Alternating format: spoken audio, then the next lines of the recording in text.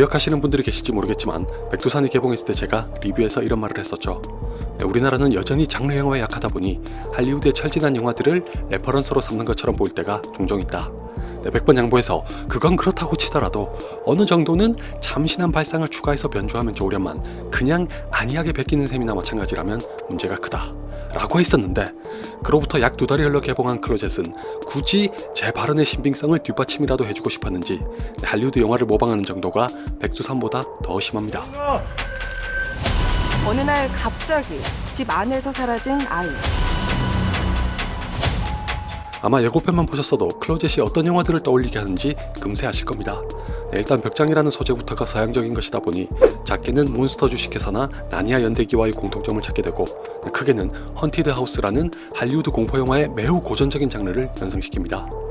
게다가 딸을 찾기 위해 아버지가 죽은 자들의 세계로 들어간다는 건 제임스 완 감독이 자신의 입지를 다지는데 크게 기여했던 인시디어스와 고스란히 겹쳐지는데, 이 와중에 김남길 씨가 연기한 캐릭터는 기능적으로 봐도 그렇고 역할로 봐도 그렇고 더도 말고 덜도 말고 바로 그 인시디어스에서 주인공 가족을 도와주던 세 사람을 하나로 합친 셈이나 마찬가지입니다.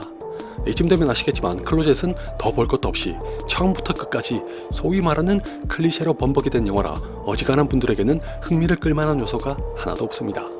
앞에서 말씀드렸다시피 그게 너무 심하다 보니 영화가 무서워서 그런 게 아니라 어쩜 이렇게까지 뻔뻔할 수가 있나 싶어 소름이 돋을 정도입니다. 한 기사에 따르면 감독이 따로 참고한 영화는 없다고 했다던데, 당연히 그 말에 전혀 신뢰가 가지 않는 한편 어쩌면 감독이 평소에 영화를 잘 안 보는 사람이라서 진짜 그럴 수도 있겠다는 황당한 생각까지 들었습니다. 예를 들어 예고편에 언뜻 나오는 이 장면은 우리나라에서도 화제를 모았던 조던 필 감독의 영화인 겟아웃의 한 장면을 그대로 가져다 쓴 것 같다는 인상을 줄 수밖에 없음에도 불구하고 태연하게 보여줍니다.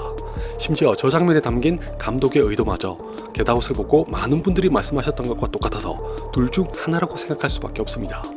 기가 막힌 우연이거나 새빨간 거짓말이거나. 새끼 고라니가 죽어있고 어미 고라니가 그 모습을 지켜보고 있다라는 거를 나중에 이나가 사라지고 그거를 찾아다니는 상원의 모습과 연소시켜서 그 모습을 먼저 보여준다. 이 바람에 절대 과장이 아니라 진심으로 클로젯은 보는 동안 제 눈과 귀를 사로잡기는커녕 흥미를 붙이게 만든 것조차 일절없습니다.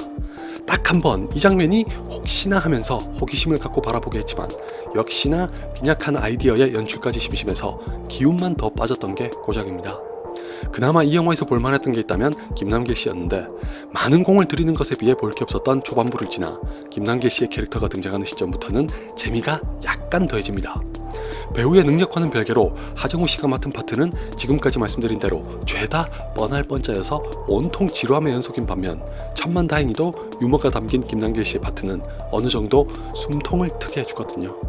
물론 김남길 씨의 캐릭터 역시 각종 장비를 사용하는 것만 봐도 인시디어스가 떠올라 특별할 건 없지만, 아마 열혈사제라는 드라마를 보신 분들이라면 공감하실 수 있는 것처럼 의외로 어울리지 않게 능청스러운 코미디 연기를 굉장히 잘하는 배우죠. 그게 이 영화에서도 잘 먹힌 덕분에 간간히 웃을 수 있게 해준 게 얼마나 고마운지 모릅니다. 단, 두 배우가 각기 맡은 파트가 잘 어우러지지 못해 이질감이 커 보인다는 건 또 하나의 커다란 흠결로 작용합니다. 쉽게 말하면 유머로 자연스레 이어지지 않고 억지스레 집어넣은 티가 역력한 탓에 전체적으로 보면 도리어 영화의 톤을 깨뜨립니다. 이런 것도 배우의 문제가 아니라 작가와 감독의 잘못인데, 특히 아버지가 딸을 구할 수 있는 방법을 찾아내는 후반부는 주제와 결부시켰을 때 아주 중요한 시사점이 담겨 있음에도 단순히 설정에만 기댄 채 대충 얼버무리는 수준으로 급물살을 타고 흘러가버려 남는 게 없습니다. 클로젯이 진정으로 하고 싶었던 얘기는 거기에서부터 시작된다는 걸 고려하면 왜 그렇게 부실하고 서투른 방식으로 다급하게 단추를 채우려고 했는지 많이 아쉽죠. 그래서 우리 인원 지금 정확히 어디 있는 거죠? 죽은 자들의 공간. 말이 안 되든 큰일이 나든 상관없어. 사실 제가 클로젯을 보면서 가장 안타까웠던 게 바로 이겁니다. 비록 스포일러라 구체적으로 말씀드릴 순 없지만 할리우드 영화를 모방한 클리셰 덩어리에다가 이야기마저 뻔할지언정 한국 영화가 이런 주제를 다뤄준다는 건 틀림없이 긍정적인 현상입니다. 제가 종종 강조하다시피 아직까지는 꼰대들로 가득한 한국 영화계의 주류를 대신해 여성 감독들을 위시한 젊은 세대들이 가족과 아이들에 대한 이야기로 눈길을 주고 있다는 건 개인적으로 반갑다 못해 극찬을 보내고 싶습니다.